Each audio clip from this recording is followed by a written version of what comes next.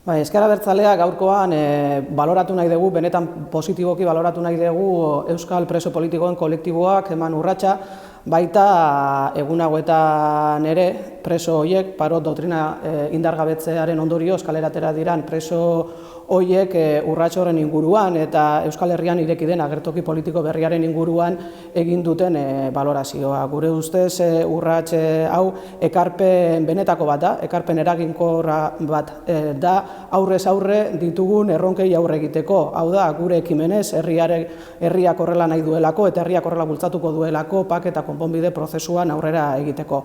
Eman urratsak aurrez aurre jartzen digu zein den orain erronka eta Euskal Presoak Euskal Herrira ekartzea, dispertsioarekin amaitzea da erronka. Guk ziur gaude Euskal Herriak horrela nahi izanez gero, Euskal Herriak kalera ateratzen bada eta uholde handi bat lortzen badegu, norabide horretan guztiok bat eginez kalera atera eta gure indarra erakusten badegu, urrats hori bideragarria da, urrats hori bideragarria egiteko presoak bere ekarpenak egin dute eta orain guri dagokigu gure egitea, hau da horren alde borrokatzea, horren alde kalera ateratzea eta gu izatea, prozesu honetan protagonistak gu izatea, prozesu hau estatuaren blokeoaren gainetik aurrera aterako dugunak.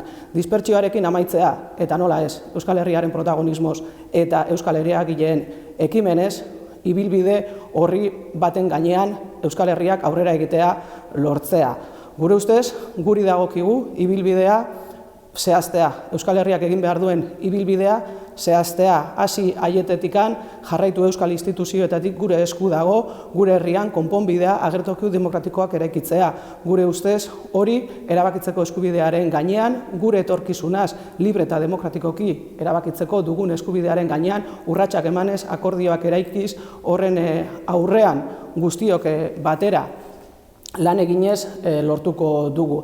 Guk ziur gaude Euskal Herritarrok, horrela nahi badegu Euskal Herritarrok aurrera egiteko prestutasun osoa agertuz gero, Euskal Herriak irabazi besterikan ez duela egingo. Ezker Abertzaleak bere prestutasun osoa adierazi nahi du, gaurkoan berriro ere, bide horretan konpromisoak hartzeko, konpromisoak trukatzeko eta aurrera egiteko gure indarrak behar diren hainbeste konpromiso horien gainean bideratzeko.